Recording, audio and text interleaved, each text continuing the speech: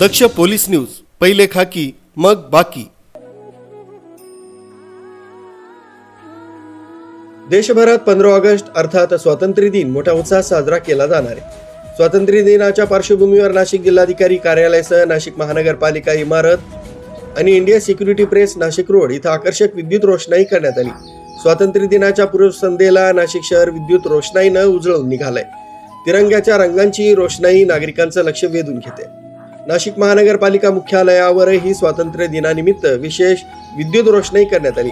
रात्रीच्या वेळी या रोषणाईमुळे शासकीय इमारती अधिक आकर्षक दिसत आहेत। नाशिक रोड इथल्या इंडिया सिक्युरिटी प्रेसच्या इमारतीवरही स्वातंत्र्य दिनाच्या पार्श्वभूमीवर विद्युत रोषणाई करण्यात आली। त्यामुळे शहरातील विविध प्रमुख शासकीय इमारती देशभक्तीच्या रंगात न्हाऊन निघाल्या।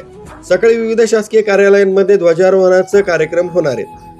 त्यापूर्वीच करण्यात आलेल्या या आकर्षक विद्युत रोषणाईमुळे नाशिक शहराच्या सौंदर्यात भर पडली।